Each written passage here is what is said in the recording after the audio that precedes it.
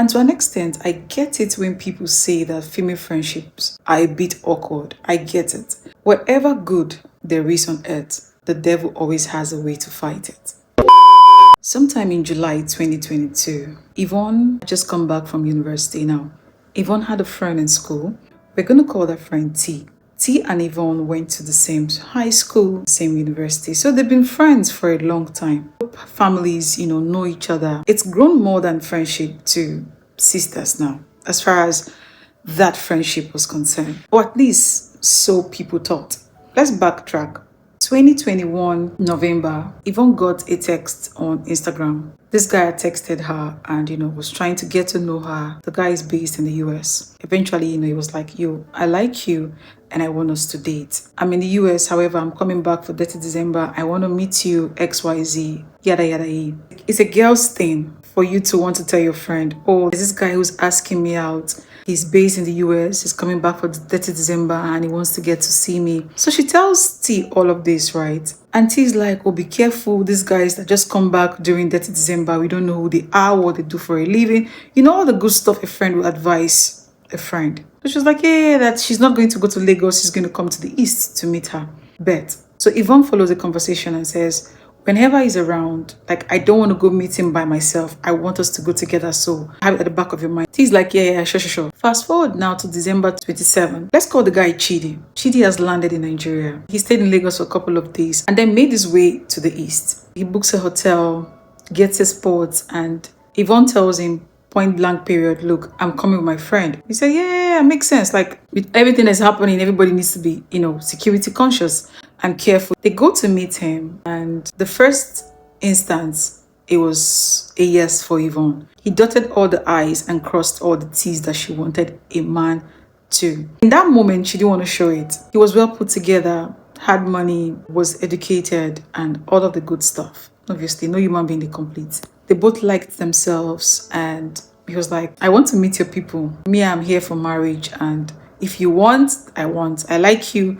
You're my kind of woman, and I want to get married to you. And you move to the US with me. So she was like, it's a bit fast. It feels a bit rushed. What is he hiding? He's like, I'm not hiding anything, but I understand why you would feel like I'm hiding something. However, I'm here until January 2nd. We're going to have to leave back to the US, but we can keep talking and, you get to know each other more. But if you don't mind, I could also meet your parents, meet your people, let them know my intentions and then see how things go. So after the meeting, they went home and T was like, I think that's a very good approach. It just goes to show that he truly wants to settle down with you. So what's the harm? Let him meet your people. So she told her elder brother, and she told her younger brother, look, I met this guy who's based in the US. He's in town. He wants to meet you guys. He wants to meet Mom C and Pop C.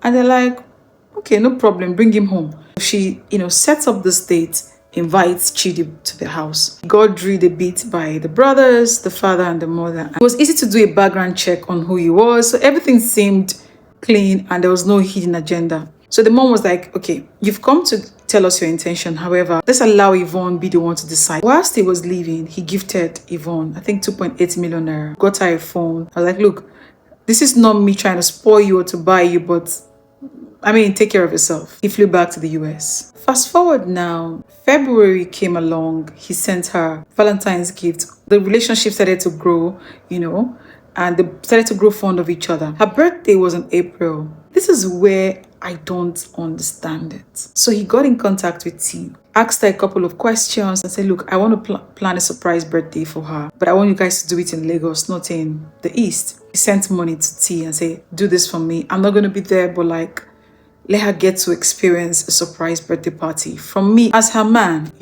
T took the money, arranged everything. They flew to Lagos. Obviously, Yvonne was so excited. Who wouldn't be? So we have January, February for Valentine, March, and then April for her birthday. After the birthday came May. Chidi started to talk about marriage seriously. At this point, Chidi is like, look, I want to come back sometime in May, and my coming back, I want to do the marriage rites. I want us to get married traditionally and also in the court. And then we can do the white wedding much later. This is what I'm coming back for, and I want you to tell me what you think. Everything that is happening in that relationship, T knows. Now, Chidi reaches out to her brothers and say, look, she's accepted that I can come pay dowry. Can I get the list? The dad and the brothers, they arranged the list and they sent to him. He sent it to his people and, they started to prepare for the introduction. This was in May, first week of May.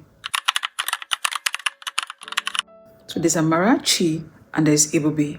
Now, Amarachi and Ebube, Yvonne and T were all friends. However, Yvonne and T were best friends. You know how the dynamics of friendship works. You have a group of girls and then two people will be closest. So in this case, it was Yvonne and T that were closest. Ebube, on the other hand, had made it very clear to Yvonne that T had an underlying jealousy towards her. And Yvonne would be like, now you know what you did see. Now my sister be this. Chidi sends money, his people goes to Yvonne's house. They're talking to Yvonne's parents, trying to do the introduction, setting dates, and all of the good stuff. This fateful day, Yvonne's phone rings, and lo and behold, it was T who had called her. T is like, where are you? She's like, I'm home. I want to go somewhere and I want you to come with me. She's like, just wear something comfortable. We're not going to stay too long. It's a surprise. Now, because Chidi had surprised Yvonne on her birthday using T, it just felt like it's one of those surprises again. Yvonne didn't think anything of anything. She dresses up and headed towards the location T had sent to her. Right? When I tell you girls that one of the best gifts that God can give is the spirit of discernment and a very strong intuition. On a very good day, Yvonne would not share her location, especially when she was going out with T. There was no need to overemphasize on where she was going to. But this fateful day, she told Ebube, I'm going out with T. We're going to XYZ place. And she even sent the location. She left the house at 2:30 p.m. in the afternoon. Exactly 10:30 p.m. that day, Ebube decides to call. It's ringing, but she's not picking. So she drops her a WhatsApp message. It delivers. She sends her a snap. It delivers. Okay, fine. It's 10 p.m. So Ebube decides to call T. T picks up. Ebube's like, the WhatsApp that I've been trying to call Yvonne. She's not picking. So T is like, yeah, we went out together, but we departed at around 9:30-ish. Probably she's somewhere, she'll get back to you, she's busy. So everybody was like, oh, okay, makes sense. How was it? And she said it was fine. So everybody, went about her day. However, she said she kept feeling that something was not right. So the following morning, exactly 5:40 a.m., she decides to call Yvonne's brother. Lo and behold, he picks up. She's like, it's Ebube. So he was like, are you okay? What's the problem? So she said, yeah, that. Has he seen Yvonne? Because she has been trying to call Yvonne all night. Her number is ringing, but she's not picking up. The brother said, oh, that's weird. That because she said that she was with her, Ebube. Ebube was like, what? Wait, what? Me? Her? She said, no, I've not physically seen Yvonne in the last 48 hours. We've been talking on the phone and she told me she was going out with T as at yesterday. She sent me the location she's going, to meet T at, and that was it. I've not seen her. The brother said, no, that the picture he has, Ebube is in the picture. Ebube is like, okay, maybe she's hallucinating or she's dreaming. Ebube says, no, let me reiterate. I have not seen Yvonne in the last 48 hours. At this point, the brother's eyes are clear. It's like, wait, what are you saying? Where is my sister? Ebube is like, it is because I am worried. That is why I have called you. I know Yvonne goes out with T and this is a normal routine. They always go out together and nothing happens. But this time around, something feels off. But the brother is like, you're saying something else. What I'm looking at is something else. My sister is with you. Where are you? She's like, I'm at home. You can come to my house now. All of this is happening. It's already past 6 a.m. He quickly dresses up, gets his things, and rushes out. He gets to Ebube's house, and lo and behold, he was staying in a PJ as someone who just literally woke up and was just trying to understand what was happening. The brother tells her, look, I am not going to let you out of my sight. I'm sorry, but I'm not letting you out of my sight. He alerts his parents. They all make their way to Ebube's place now. This is all happening. It's past 8 a.m. in the morning. Ebube also calls her family. Mind you, Yvonne's phone was still going through. It was still ringing. In this moment, Yvonne's younger brother quickly said, can we find my iPhone? I have her login details to her iCloud. When you have a light bulb moment, the elder brother is like, why didn't I think of this? Fine, let's do this. They type in her details. The location they were getting that the iPhone was at was literally 6.5 hours drive away from wherever it was that Yvonne has sent Ebube the location to. In this moment, the mother kept saying, they will not kill my child. They will not kill my child. God forbid, they will not kill my child. Ebube is like, you guys, if you want to arrest me, you're free to arrest me. I am not going anywhere, but I know for sure that the last person that was with Yvonne was T. The other sister is like, okay, fine, let's get in contact with T. They call T up. T's number is ringing, she's not picking. Now they decided to divide themselves. The father, the mom, and the younger brother goes to T's house. Ebube, the elder brother, and her own family reported to the police. When they got to T's house, the entire family was at home. They were like, T, we're looking for Yvonne. T's like, Yvonne is with Ebube. She went out with Ebube yesterday. The mother is like, what's going on? Because Ebube just said that you went out with Yvonne. What are you girls doing? Where is my child? T's like, she didn't step foot out of the house the whole of yesterday. She's been home. So Yvonne's father said, you've been home? She said, yes. He said, okay. Can I see your phone? She's like, why? He said, no, because if you said you've been home all day, you haven't stepped out. Can I see your phone?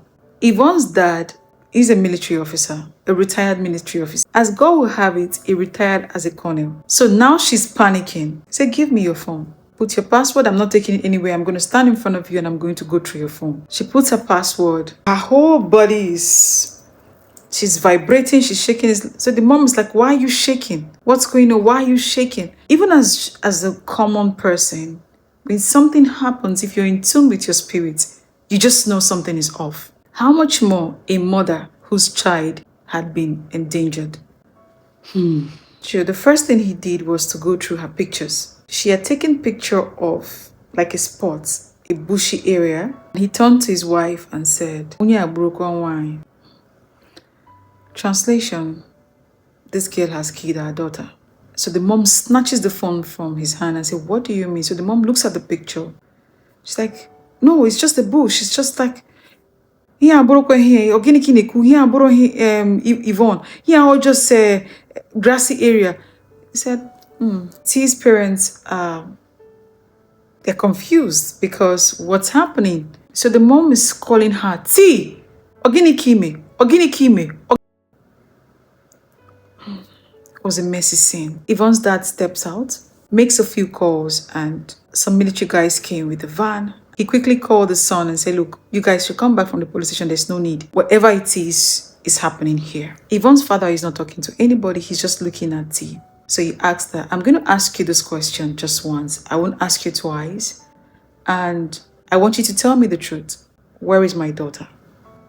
Whatever it is that has happened at this very moment does not matter. I just want you to tell me where my daughter is. And she said, that she's in that bush. And he said, how far away is this place? She said, it's about 2.5 hours drive. He said, okay, fine. Do you know how to get there? She said, yes. He said, okay. Did you kill her? The mom, she's lost it. They had to contain her into a place. The father's like, take her home. Yvonne's brothers and Ebube and the military officers, the police, they all left to go to the place where T said Yvonne was at. As they were driving down there, Yvonne's father asked T, is my daughter alive? And she said she doesn't know. I said, okay. When you say you don't know, what do you mean? She said because she panicked and she left. Okay.